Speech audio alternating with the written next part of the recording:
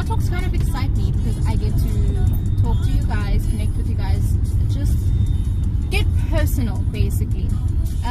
So for today's car talk, I just wanted to kind of go into what my plans are. Oh, I'm so sorry if there's like weird changes, like the sun is doing a lot of things right now. But just my plan of what I'm doing this year in terms of studies, in terms of work, in terms of the vlog and everything. I will have a Q&A video up soon, and on Thursday, today's Monday, on Thursday I'll be doing something extra special with a friend of mine. So we'll kind of go more into our varsity life, and we will do a kind of like an advice video to first years from a final year student's perspective. So I'm quite excited for that, so stay tuned for that. I think that will be up, yeah, after this one. I just got home from Varsity. I just needed to sort a few things out. I had to meet with our HOD so that we can kind of navigate through our final year. I can't believe I can actually say that I'm in my final year of studies. Wow. Okay, get a grip, Amanda. Yeah, so I am in my third year BA MCC, Media Communication and Culture, at Nelson Mandela University, if you guys didn't know that. This year I have kind of navigated, I'm kind of actually a little bit sad, but you won't tell now because I was sad earlier and then I came to terms with everything.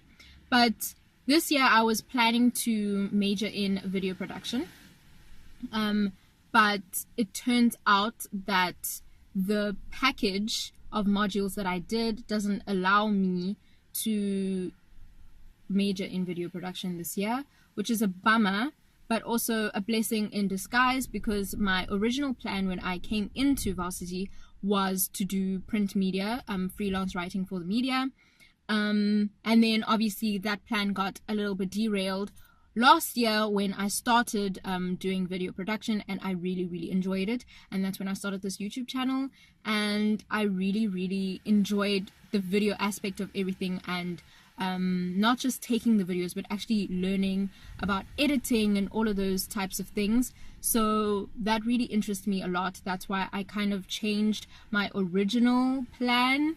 But then this year, after today, coming from the HOD's like talk to us and navigating through our course for this year, she kind of put a dampener on my plans. I was just like, wow, like I was thoroughly upset. If you ask anyone that was with me today, I was thoroughly upset, because it's so difficult when you have a plan in your head, you've planned everything out and you feel like, okay, this is what I'm gonna do, and it just, oh man, it hits you in the face and it's like, no, not today, Gina.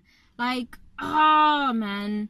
But all in all, I feel like it is a blessing in disguise, because my original plan was to do freelance writing for the media, and originally I am someone who is passionate about writing, who is passionate about kind of cultures and people, and trying to inspire and motivate and do something different in terms of the press and writing and stuff like that. So it was something that I've always been passionate about, hence I had my blog before my YouTube channel. But I don't know, I just found a new love and passion for video that it just became so difficult for me to accept that it's not going to happen.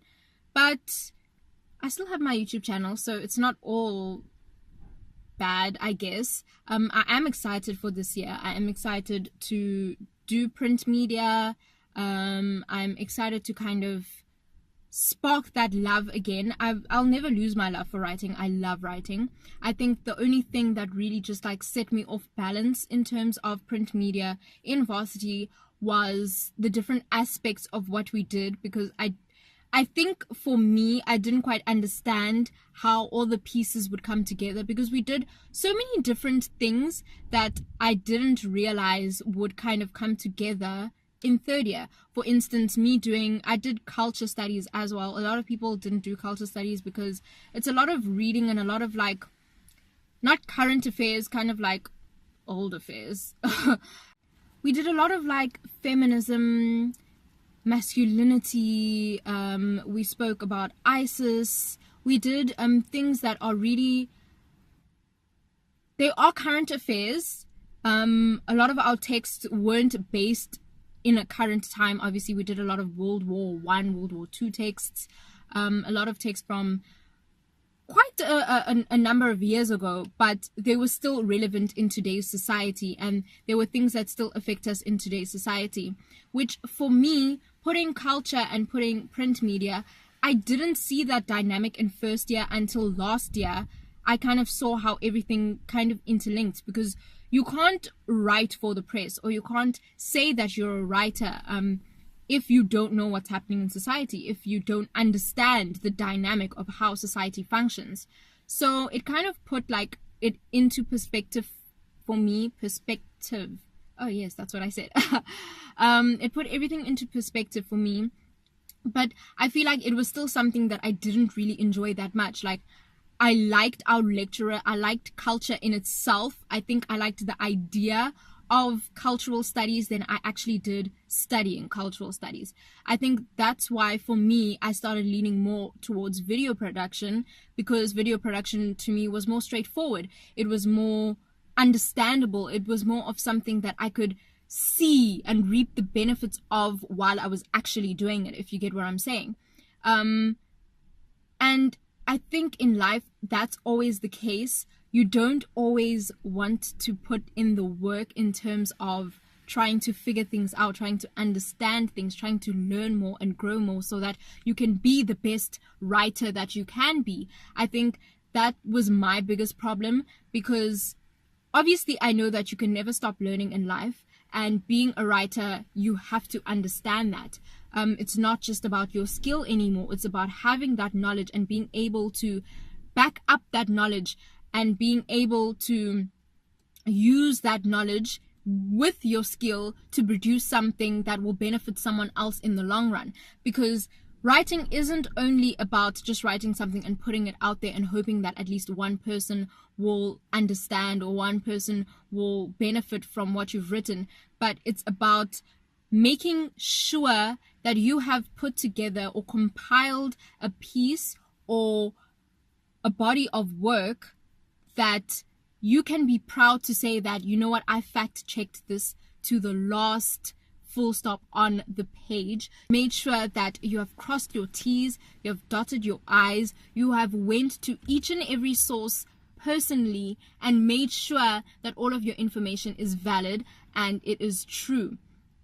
I think that to me kind of scared me, but I think it was a good scary, because I think it has prepared me for this moment in going into third year, knowing that I'm going to do print media and I am going to be a writer. I'm going to make sure that I'm the best writer I can be. And even though I don't know right now if I want to write for magazines, I want to write for newspapers, or I just want to write for myself, it's still a good learning experience, and it's still good to have those knowledge and skills. And who knows, by maybe middle of the year, I know exactly what I want to do. Or maybe in the first week of lectures, I know exactly what I want to do. I know that in past years, I've had this idea, and I call it an idea because I haven't yet fully gotten to a point where it's become something I'm completely passionate about, or something that I'm actively trying to strive for. Because obviously in the end of this degree, it is something that I want to achieve in the long run. It's a very long-term goal for me, because obviously you have to start somewhere or start at the bottom in life. But I've always had this idea that one day I will become a magazine editor, or an editor for some sort of publication, even if it isn't a magazine per se.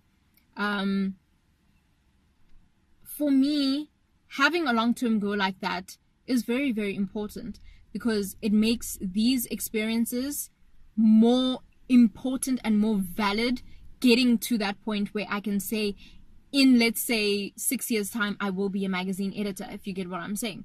So now me sitting here talking to you guys on YouTube is me kind of putting you guys, or making you guys, sorry, accountable to my long-term goal. Because now I'm saying to you guys, this day, I am extremely terrified to go into my 3rd year doing print media, because I don't know if I'm a good enough writer, or I don't know if I can make it as a writer. Come 6 years time, and I still haven't achieved my goals, I will not expect, but I would love for one of you guys, or for one of my family members or my friends, to check on me and be like, you know, Amanda, 6 years ago you had this goal and you were scared to put this goal into motion, or to make sure that you achieve this goal, because you were scared that you wouldn't be good enough. What are you doing about that? Like, those, I don't want to call them incentives, but those daily, not daily, but like maybe monthly or yearly reminders, or just a push or a shove in the right direction, it's very important to someone's life, honestly. I don't know if I'm making sense right now. What I think I'm making kind of sense, because this has been on my mind since end of last year. Because to be quite honest, last year didn't end as well as I wanted it to end. But this has really been like on my heart and on my mind for the longest, because I just feel like I know for a fact that I'm scared of what I'm getting myself into. I feel like everyone at some point in their lives, they are scared of adulthood. They are scared of making it in their said field or in their niche. But it's okay to be scared. Like, it really is okay to be scared. Like, my mom was telling me the other day, she doesn't know what she's doing either. She's going to work every single day. She has this family. She has this life that she's building for herself and her family and her friends and everyone. But no one told her what the wrong or right way was either. She just kind of went into it and navigated through it like everyone does. No one really has the answers. No one really knows exactly what to do. You just dive headfirst into adulthood and make the best of it. Obviously, you know what you believe in. You have your own set values, your own set goals, your own set life plan, and you know what you're striving for. You know what wrong or right is in terms of what you can and cannot do ethically. But nothing is to say that you raising your child that way, or you choosing that job over that job, is wrong or right. You will only know once you actually do it. So I think having accountability partners, or just holding yourself accountable for certain things, is very, very important in life. Because for me, I honestly, last year, I wish I had actually did it, because I feel like last year I could have achieved so much of what I want to achieve, but I was just so scared and I was so stuck in myself that I just didn't do it. Like, there are so many things in life that I feel like so many people could be doing, but fear hinders someone so much, and it's actually really, really sad, because that's not how life should be. And I personally have come to a point in my life where I'm starting to really, really learn and grow from all of the mistakes that I've made in the past years, because Lord knows those mistakes have paved the way for the person that I'm going to become one day. This strong, independent woman that he knows that I'm set out to become, and that he knows that he has planned for me to become. And I've come to a point in life where I don't think I'm that scared anymore. Like, obviously there's still a part of me that's like, okay, what am I going to do next year? Okay, let's say I do graduate. Where am I going to work? What am I going to do? How am I going to move out? How am I going to afford to do life? How do you pay taxes? What is a tax return? What do you do? How do I even get a bond? There's so many questions and so many things that run through your mind that I feel like it's okay. if you look at your parents, like for me, like I said, my mom was telling me the exact same thing, that she didn't know what she was doing either, but she's making it somehow. For me, that's kind of, even though it is a little bit scary, it's kind of inspiring, because you look at your parents, or you look at other grown people or mentors that you might have, and it's like they've got life so figured out, and you kind of emulate that, and you kind of want that for yourself, not in a selfish way, but in a you've inspired me type of way, you've motivated me type of way. But it's funny to look back and to hear them say that, you know what, we don't know what we're doing either. And it's funny in a way that, you know what, it makes things okay in life. And I know I'm kind of rambling now, and I'm kind of going off topic in terms of my plans for this year and what I'm going to be doing after Varsity and where this vlog is going. But I promise you, in all of these ramblings, I've kind of made sense of everything, and I'm hoping that there are little snippets and tidbits that you guys are also taking away from. But all in all, what I'm trying to say is that this year is going to be a great year for each and every person in their own way, in their own field, in their own right, whatever you may be doing, whether you're taking a gap year this year, whether you are studying this year, whether you're starting your studies, whether you're finishing your studies, whether you're contemplating whether you should or shouldn't study. I think for each and every person, it is going to be a great year, in that I feel like we have built up so many years, we've done so many things, we've been through so many bad years, or what we say are bad years, because in essence, 2016 was just as bad as 2017 if we look back at it. Every year we say the same thing, oh my gosh, 2017 was so bad, oh my goodness, 2016 was so bad. But I think we've had so many of those bad years to be able to make something good out of this year. I don't know if that makes any sort of sense, but in my head, I've kind of come to a point where I'm not looking at it in a way that it could be a bad year, or I'm new year, new me, or whatever. I'm just kind of going into the year and setting out my plan and ensuring that I achieve as much as possible that I've set out to. And it's okay to not achieve some of your goals. Some goals, they may be short-term goals to you, but maybe they aren't meant to be short-term goals. Maybe they are meant to be long-term goals. You may feel like, let's say, moving out and getting a flat is a short-term goal for you, because you feel like, okay, I have the finances, I'm old enough now to be able to move out. So in 3 months' time, I have to have moved out. 3 months comes and you haven't moved out yet. It's okay. You don't have to beat yourself up about it. Maybe it isn't a short-term goal. Maybe it's meant to be a long-term goal in your life. So sometimes I think we should stop getting so stuck in a set plan and so stuck in this timing of everything, because honestly, timing is a very, very tricky thing. You don't know what life has in store for you. It's important to have a plan, yes. It's important to have those set goals, but it's okay if things deviate, if things don't go according to plan. It's okay. Sometimes not going according to plan may just be the best plan ever. So I just wanted to kind of say that. I think this was kind of also like my venting and getting everything out as well. So I hope that someone at least got something out of it as well.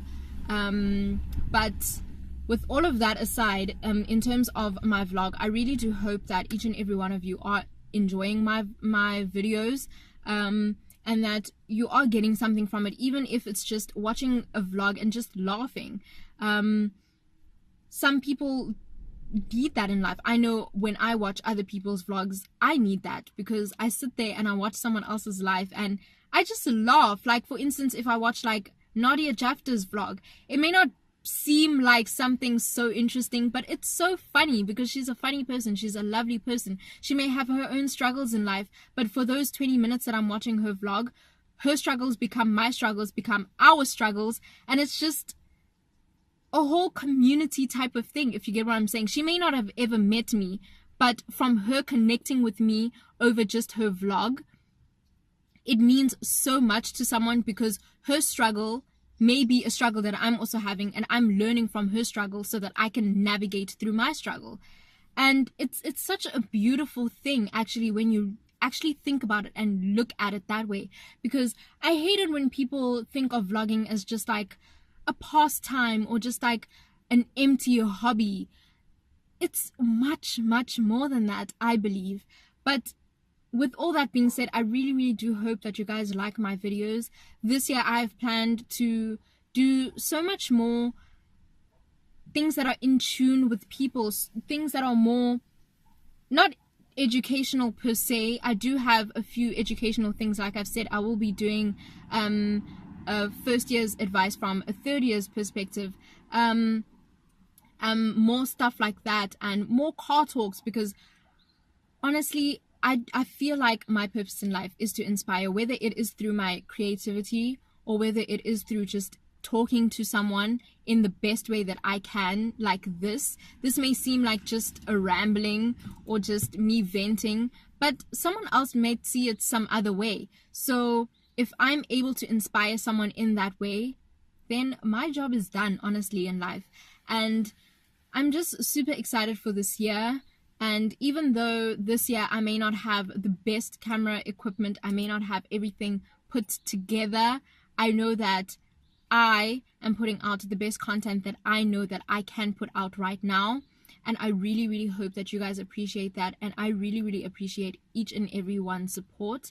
Every comment, every like, every view, I really, really do appreciate it. Every share on Facebook, every view that I get on my Insta stories as well. And it's amazing how little things like that can affect someone's life so much in such a positive way. Because honestly, me having started my vlog, I've received tremendous amount of support. It may not seem a lot to someone else compared to someone else, like say someone who has 50,000 followers on Instagram versus someone who has 1,000 followers on Facebook. It may not seem like a lot to someone else, but it means the world to me, honestly, to get to that point in my life, to know that there are people who actually believe in me enough to be able to support me in doing what I really, really love. So I really, really do appreciate you guys. If you have anything that you really would like me to do, please do pop me a comment. You can DM me on Instagram, you can inbox me on Facebook, and just let me know. If you do have my number, obviously you can text me. Honestly, I do this mostly kind of for myself as an outlet of my creativity, but I do it for you guys as well, because I know that there's a lot of people who enjoy things like these, and there's a lot of people who learn from this. And as much as I learn from watching other people's YouTube videos, and I get some sort of inspiration and motivation from watching other people's videos as well, and reading other people's blogs, I know that somewhere, somehow, there's someone also who gets the same inspiration from mine. So honestly, I don't know how to say it enough. I know I've said it a lot already. I really do appreciate each and every one of you guys' support. And I'm really, really excited for this year and the years coming forward for this vlog and for this journey and for Yellow Orchid Child as a brand. And I'm really, really happy to be on this journey with you guys. And honestly, before I start crying, if you liked this video, please give it a thumbs up, and please do subscribe if you haven't subscribed already. And I will see you guys in my next video, which will be the video with me and Carmen, and I'm super excited for that one, because I've been watching a lot of uni series now going into my third year, so that I can also get myself in the right mindset and get the best advice that I can going into third year. So I really hope that we can inspire a first year going into the varsity for the very first time. So yeah, also I forgot to add, if you do have any more questions that you would like to ask me, it can be anything from personal to business to anything about YouTube to literally anything under the sun. If you have any question to ask me for my Q&A video, please pop me a comment, or you can DM me on Instagram. Like I said, if you have my number, obviously you can text me, you can inbox me on Facebook. Please do leave your questions for me, and I will answer them in my Q&A video, which will be coming up really, really soon. I would like to have it up by mid-February, but I want to make sure that I can get the proper setup for it. I don't want to do it just haphazardly. I want to do it in the best way possible. So please do be patient with that. But in the meantime, you can watch some of the videos that will be coming up before that. And yeah, bye.